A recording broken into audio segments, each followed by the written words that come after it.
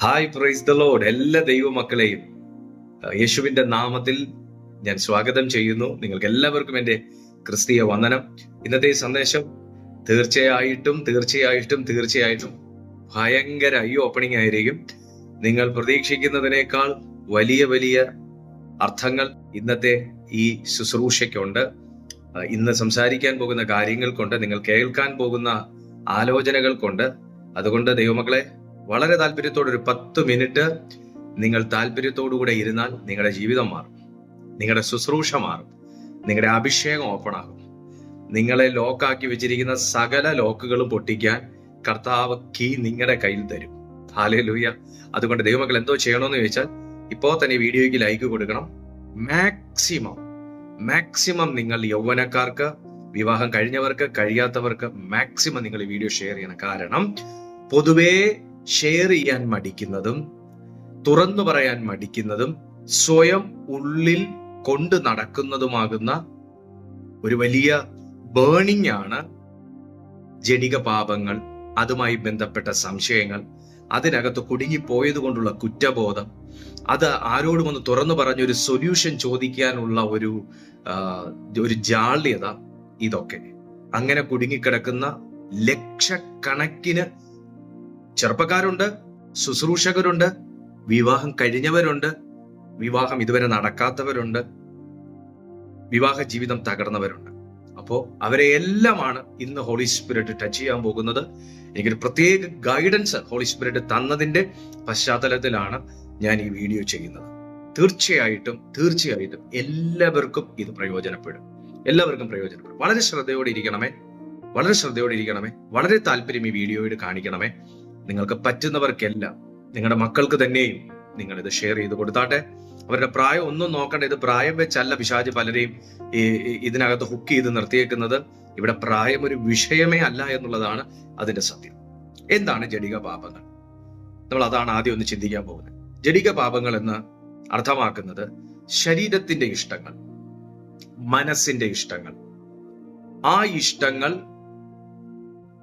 ഏതു വിധേനയും സാധ്യമാകണം, നടക്കണം, അതിന്റെ റിസൾട്ട് അനുഭവിക്കണം എന്ന താല്പര്യത്തോടെ ആത്മാവിനെ ഒഴിവാക്കിക്കൊണ്ട് അവന്റെ മനസ്സും ബുദ്ധിയും പറയുന്നത് മാത്രം അനുസരിച്ച് ആ ഒരു കൺട്രോളിൽ ഒരു മനുഷ്യൻ ചെയ്തു പോകുന്ന കാര്യമാണ് ജഡിക പാപങ്ങൾ.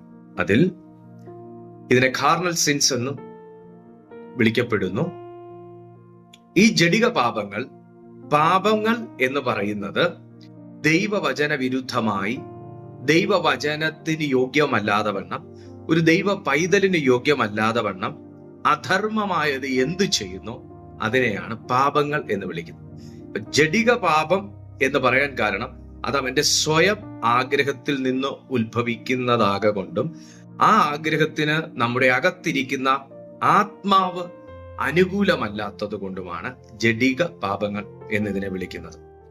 ജഡിക പാപങ്ങളിൽ നമ്മുടെ മനസ്സിൽ നമ്മൾ കുറെ കാര്യങ്ങൾ കുറിച്ചിട്ടിട്ടുണ്ട്. ഇതാണ് ജഡിക പാപം എന്ന് പറയുന്നത്. പക്ഷെ അത് മാത്രമല്ല, നമ്മൾ ലിസ്റ്റ് ചെയ്തിട്ടുള്ളതിന് എത്രയോ പുറത്താണ്, എത്രയോ വലുതാണ് ജഡിക പാപങ്ങൾ എന്നുള്ളത് ഇന്നത്തെ ഈ ശുശ്രൂഷയിലൂടെ നിങ്ങൾക്ക് മനസ്സിലാകും. അതിനു മുന്നേ ഞാൻ ഒരു കാര്യം എന്റെ പ്രിയപ്പെട്ടവരോട് ഞാൻ പറയട്ടെ. ദൈവം പാപത്തെ മാത്രമേ വെറുക്കുന്നു, ദൈവം പാപിയെ വെറുക്കുന്നില്ല. ഈ മീറ്റിംഗ് നിങ്ങൾ അറ്റൻഡ് ചെയ്തുകൊണ്ടിരിക്കുമ്പോൾ തന്നെ ഞാൻ നിങ്ങളോട് ഉറപ്പിച്ചു പറയുന്നു, കർത്താവ് എന്നോട് പറഞ്ഞത് ഞാൻ നിങ്ങളോട് പറയുന്നു. കർത്താവ് എന്നോട് ഇടപെട്ട് എന്റെ അങ്ങനത്തെ സന്ദർഭങ്ങളിൽ ഒരു കാലത്ത് കർത്താവ് എന്നോട് ഇടപെട്ട കാര്യങ്ങൾ ഞാൻ നിങ്ങൾക്ക് ഷെയർ ചെയ്യുന്നു. എബ്രായർക്ക് എഴുതിയ ലേഖനം 4-ാമത്തെ അധ്യായം അതിന്റെ 15-ാമത്തെ വാക്യത്തിൽ ഇങ്ങനൊരു വാക്യം നമുക്ക് കാണാനായിട്ട് പറ്റും. നമ്മുടെ ബലഹീനതകൾക്ക് നമ്മുടെ ബലഹീനതകളിൽ നമ്മോട് സഹതാപം കാണിക്കാൻ കഴിയാത്തവനല്ല നമ്മുടെ മഹാപുരോഹിതനായ യേശു എന്ന്. അതുകൊണ്ട് ഞാൻ എന്റെ മാന്യ സുഹൃത്തിനോട് പറയട്ടെ, സ്വയം കുറ്റവിധിക്കലിന്റെ അനുഭവത്തിൽ നിൽക്കുകയാണെങ്കിൽ, അയ്യോ ഞാൻ ഇങ്ങനൊരു പാപം ചെയ്തു പോയല്ലോ, ഞാൻ ഇങ്ങനൊരു ഒഫൻസ് ചെയ്തു പോയല്ലോ, എനിക്ക് ദൈവമുഖത്ത് നോക്കാൻ പറ്റത്തില്ലല്ലോ, എനിക്കിനി പ്രാർത്ഥിക്കാനൊക്കത്തില്ലല്ലോ, എന്നെ ദൈവം ഉപയോഗിക്കത്തില്ലല്ലോ, എന്റെ അഭിഷേകം നഷ്ടപ്പെട്ടു പോയല്ലോ, ഇങ്ങനെയൊക്കെയുള്ള ഒരുപാട് ചിന്തകൾ ഭരിക്കുന്നവർ ഈ മെസ്സേജ് കാണുന്നുണ്ട്. ഞാൻ ഒരു പ്രാവശ്യം തെറ്റ് ചെയ്തിട്ട് കർത്താവിനോട് ഏറ്റു പറഞ്ഞതാണല്ലോ, ഇനി ഞാൻ ചെയ്യത്തില്ലെന്ന് പറഞ്ഞതാണല്ലോ, വീണ്ടും ഞാൻ ചെയ്യുന്നല്ലോ, അത് തന്നെ ഞാൻ ചെയ്യുന്നല്ലോ, ആവർത്തിച്ച് ചെയ്യുന്നല്ലോ എന്നൊക്കെ പറഞ്ഞ് ആവർത്തിച്ച് തെറ്റുകൾ സംഭവിച്ചിട്ട് ദൈവമുഖത്ത് നോക്കാൻ നാണക്കേടോടെ ഇരിക്കുന്ന നിങ്ങളോട് പരിശുദ്ധാത്മാവ് പറയുന്നു, എബ്രായർക്ക് എഴുതിയ ലേഖനം 4:15, ദൈവം പാപത്തെ മാത്രമേ വെറുക്കുന്നുള്ളൂ. നിങ്ങളെ കർത്താവ് സ്നേഹിക്കുന്നത് കൊണ്ടാണ് ഈ സന്ദേശം നിങ്ങളുടെ കാതുകളിൽ എത്തിയത്, നിങ്ങളുടെ മുൻപിൽ ഈ സന്ദേശം എത്തിയത്. സോ ദൈവം നിങ്ങളെ ഒത്തിരി സ്നേഹിക്കുന്നു. ഞാൻ നിങ്ങളെ ആശ്വസിപ്പിക്കാൻ പറയുന്നതല്ല, ഞാൻ നിങ്ങളെ ആശ്വസിപ്പിക്കാനേ പറയുന്നതല്ല, ഞാൻ എൻ്റെ അപ്പായുടെ സ്നേഹമാണ് നിങ്ങളോട് പറയുന്നത്. എന്നോട് എൻ്റെ ദൈവം എങ്ങനെ ഇടപെടുന്നോ അങ്ങനെയാണ് ഞാൻ നിങ്ങളോട് സംസാരിക്കുന്നത്. ഞാൻ നിങ്ങളെ ആശ്വസിപ്പിക്കാൻ പറയുന്ന ഒരു വാക്കല്ല. ദൈവം നിന്നെ സ്നേഹിക്കുന്നു, കർത്താവ് നിന്നെ സ്നേഹിക്കുന്നു. എനിക്ക് ഇത് പറഞ്ഞിട്ടേ മുൻപോട്ട് ഇനി സംസാരിക്കാനൊക്കത്തുള്ളൂ. അതുകൊണ്ടാണ് ഞാൻ നിങ്ങളോട് പറയുന്നത്, ദൈവം നിങ്ങളെ സ്നേഹിക്കുന്നു.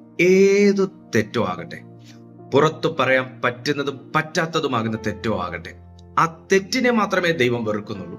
നീ അത് എന്ത് പ്രേരണയോടെ ചെയ്തു എന്ന് ദൈവം അറിയുന്നു. നിന്നെ ആര് കൺട്രോൾ ചെയ്തു എന്ന് ദൈവം അറിയുന്നു. അതുകൊണ്ട് ഞാൻ നിന്നോട് പറയുന്നു, ദൈവം നിങ്ങളെ സ്നേഹിക്കുന്നു. മാന്യമിത്രമേ ദൈവം നിങ്ങളെ സ്നേഹിക്കുന്നു. വരൂ, നമുക്ക് ഒരുമിച്ച് ചിന്തിക്കാം ഇനിയുള്ള കാര്യങ്ങൾ. ഇനി ജഡിക പാപങ്ങൾ എന്താണെന്നുള്ളത് പെട്ടെന്ന് ഞാൻ അങ്ങ് പറഞ്ഞു പോകും, ഇതൊരു ഷോർട്ട് മെസ്സേജ് ആയതുകൊണ്ട്. നമുക്ക് നമ്മുടെ ലിസ്റ്റിൽ ഇല്ലാത്ത കാര്യങ്ങളാണ്. എന്താണെന്നറിയാമോ? 1, സെൽഫ് വർഷിപ്പ്, ഈഗോ ഐഡലേറ്ററി, സ്വയം ആരാധന. നമുക്കൊരു സ്വയം ആരാധന.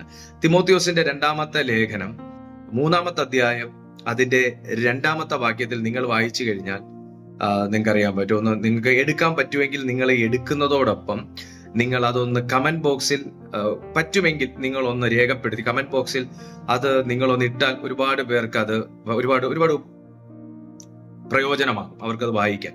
നോക്കിയേ, തിമോത്തിയോസിന്റെ 2-ാമത്തെ ലേഖനം 3-ാമത്തെ അധ്യായം 2-ാമത്തെ വാക്യം, മനുഷ്യർ സ്വസ്നേഹികളും, കണ്ടോ, സ്വസ്നേഹികൾ, സ്വയം ആരാധിക്കുന്നവർ, സെൽഫ് ഐഡലേറ്ററി, സെൽഫ് വർഷിപ്പ്.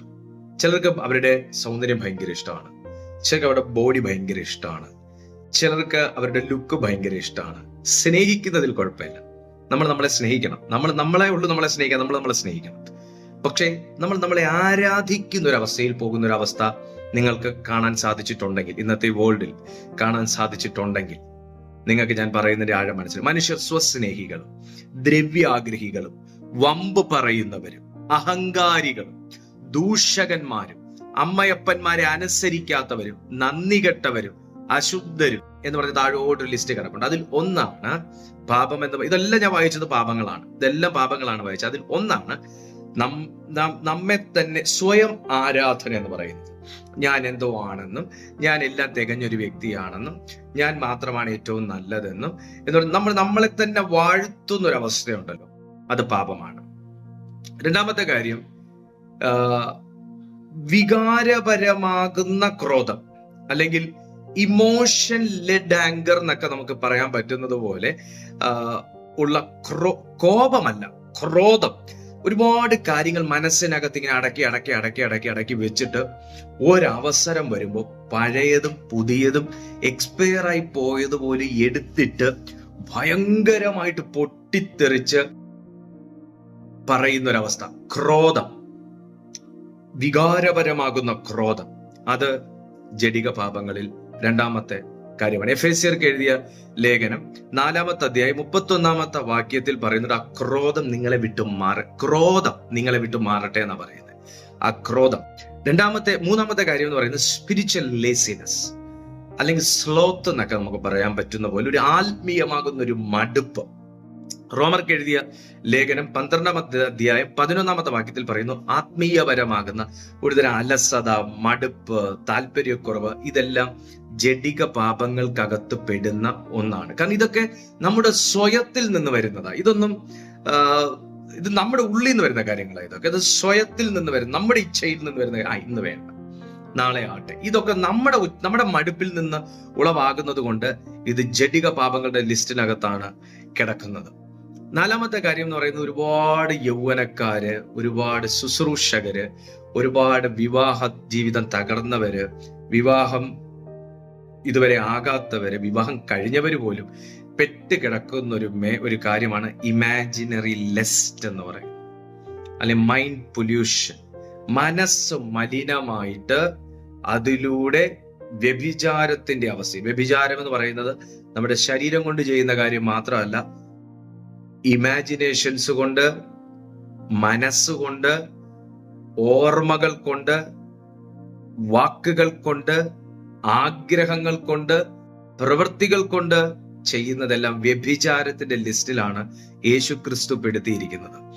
മത്തായി എഴുതിയ സുവിശേഷം 5-ാമത്തെ അധ്യായം 28-ാമത്തെ വാക്യത്തിൽ യേശുക്രിസ്തു തന്റെ വായിലൂടെ പറയുന്ന വാക്കാണ്, ഒരു സ്ത്രീയെ മുഖത്തോടെ നോക്കി പോയാൽ അവന്റെ ഹൃദയം കൊണ്ട് അവളുമായി വ്യഭിചാരം ചെയ്തു എന്ന് പറയുന്ന തരത്തിലുള്ള ഒരു ഒഫൻസിലേക്കാണ് യേശുക്രിസ്തു ഈ ഒരു കാര്യത്തെ പെടുത്തിയിരിക്കുന്നത്. പക്ഷേ ഞാൻ നിങ്ങളോട് പറയട്ടെ, ആ ഒരവസ്ഥയിൽ, അങ്ങനെ ഒരു ലസ്റ്റിന്റെ പിടുത്തത്തിൽ കിടക്കുന്ന, ദുഷ്കാമത്തിന്റെ അവസ്ഥയിൽ കിടക്കുന്ന ഒത്തിരി യൗവനക്കാരുണ്ട്, ഒത്തിരി ചെറുപ്പക്കാരുണ്ട്, സ്ത്രീ പുരുഷ ഭേദമന്യേ ഇതിനകത്ത് തളയ്ക്കപ്പെട്ട് കിടക്കുന്ന മക്കളുണ്ട്.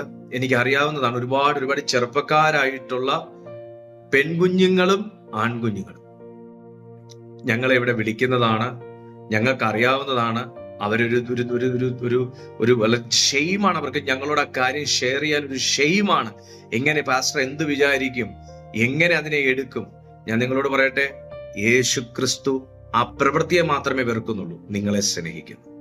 യേശുക്രിസ്തു നിങ്ങളെ സ്നേഹിക്കുന്നു. പറയുന്നു, അത് ഏതൊരു ലസ്റ്റും, ഏതൊരു പാപവും, ഏത് പാപമാകട്ടെ. ഇനി നമ്മൾ താഴോട്ട് അടുത്തത് വരുന്നതേ ഉള്ളൂ, അടുത്ത പാപത്തിലോട്ട് വരുന്നേ ഉള്ളൂ. നമ്മുടെ ചിന്തയ്ക്കകത്ത് ആദ്യം ജടിക പാപം എന്ന് പറയുമ്പോൾ കിടക്കുന്നത് ഈ സാധനമാണ്. എന്നാൽ ഇനിയും കിടക്കുന്നേ ഉള്ളൂ. ഏതൊരു പ്രവൃത്തിയും പാപവും ആരംഭിക്കുന്നത് ചിന്തയിൽ നിന്നാണ്.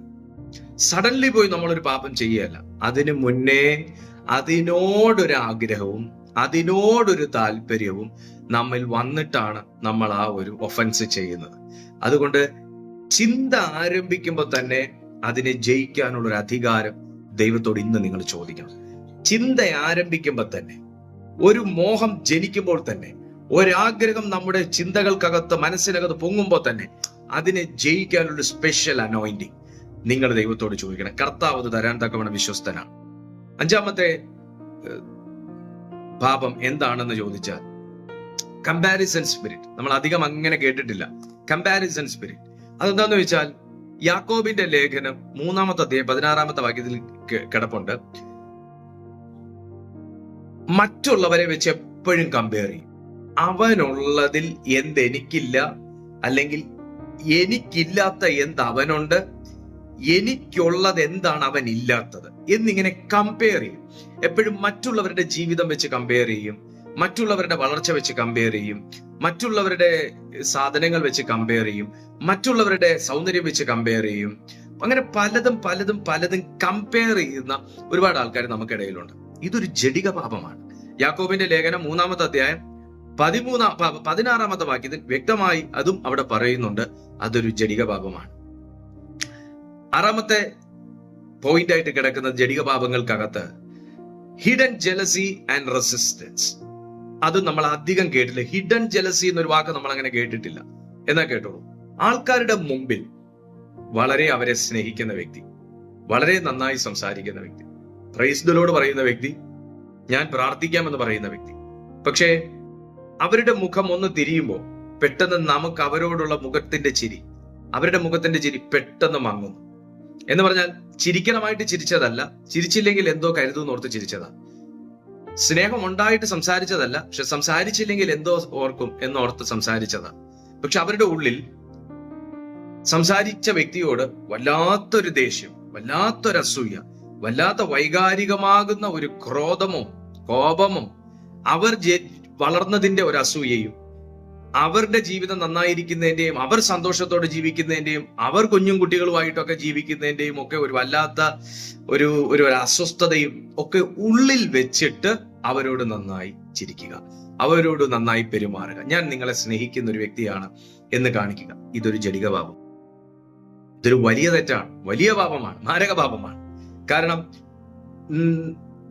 അങ്ങനെ ചെയ്യുന്ന വ്യക്തിയുടെ മുഖത്ത് എപ്പോഴും ഒരു മൂടുപടം ഉണ്ടാവും. അത് ദൈവം വെറുക്കുന്നു. പത്രോസിന്റെ 1-ാമത്തെ ലേഖനം 2-ാമത്തെ അധ്യായം 1-ാമത്തെ വാക്യത്തിൽ പറയുന്നത് എല്ലാ അസൂയയും എന്നാ പറയുന്നത്. എല്ലാ അസൂയയും. അപ്പൊ അസൂയക്ക് പല ഇനങ്ങളുണ്ട്. അതിലൊന്ന് മാത്രമാണ് ഞാൻ ഇപ്പോൾ പറഞ്ഞത്. പലതരത്തിലുള്ള വേരിയന്റ് ഉണ്ട് അസൂയക്ക്.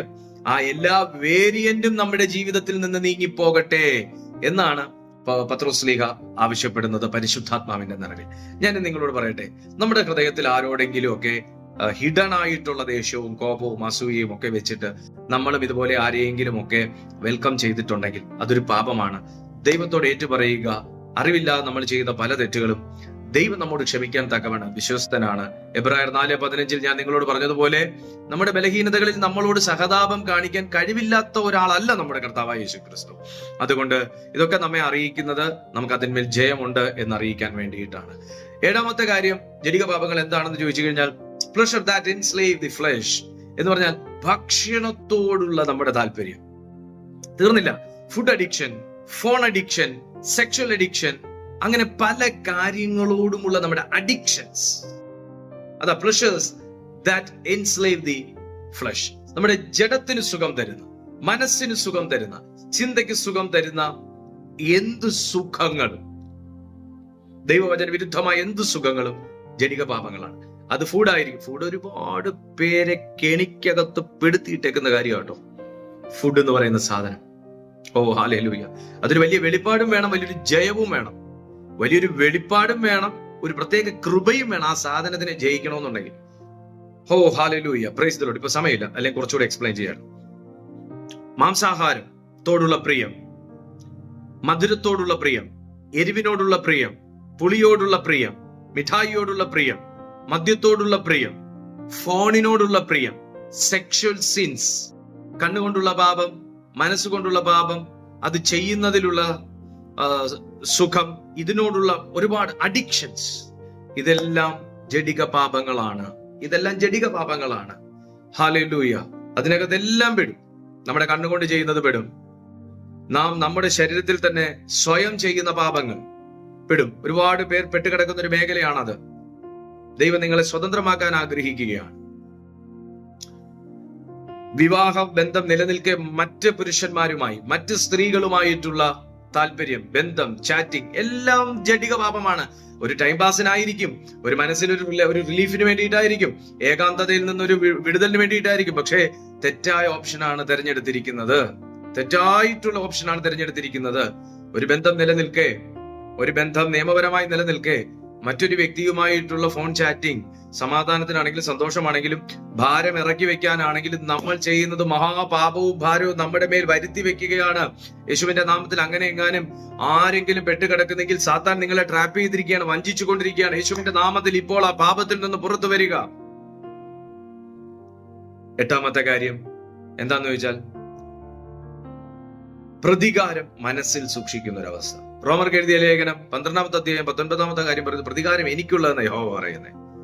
മറ്റുള്ളവർ പറയുന്നതിനെ തക്കം കിട്ടട്ടെ, അടുത്ത എന്റെ കയ്യിൽ എങ്ങാനും ഇനി ഒരു അവസരം കിട്ടിയാൽ ഞാൻ ഇവനെ വകവരുത്തും, ഇവനെ വാക്കുകൾ കൊണ്ട് ഞാൻ ഇവനെ തകർത്ത് കളയും, ഇവനെ നല്ല ഡോസ് കൊടുക്കും എന്നൊക്കെ പറഞ്ഞ് ആരെങ്കിലും പ്രതികാരം മനസ്സിൽ വെച്ചിട്ടുണ്ടെങ്കിൽ അതൊരു ജഡിക പാപമാണ്. 9ാമത്തെ കാര്യം അൺറെസ്ട്രിക്റ്റഡ് ടങ്, നിയന്ത്രണമില്ലാത്ത അധരങ്ങൾ, അസംയോജിത വാക്കുകൾ ഉപയോഗിക്കുന്ന അവസ്ഥ. യാക്കോബിന്റെ ലേഖനം 1ാമത്തെ അധ്യായം 26ാമത്തെ വാക്യത്തിൽ നാവിന്റെ അധികാരത്തെ കുറിച്ച് വ്യക്തമായിട്ട് പറയുന്നു. വാക്ക് എന്ന് പറയുന്നത് ശരീരത്തിന്റെ ഭാഷയാണ്.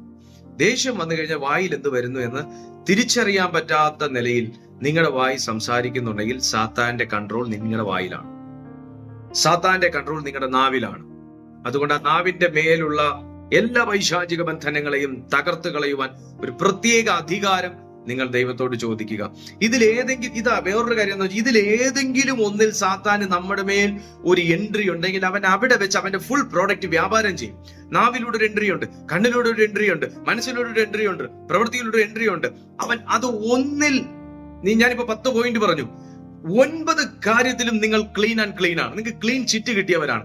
പക്ഷെ ഇതിൽ ഒരെണ്ണത്തിൽ നിങ്ങൾ വീണാൽ ഈ ഒരെണ്ണം കൊണ്ട്, ഈ ഒരു പ്രോഡക്റ്റ് കൊണ്ട് അവൻ എൻട്രി ചെയ്തിട്ട് ബാക്കി അവന്റെ കയ്യിലുള്ള 9 പ്രൊഡക്റ്റും അവൻ നമ്മുടെ ജീവിതത്തിൽ സെല് ചെയ്തിരിക്കും.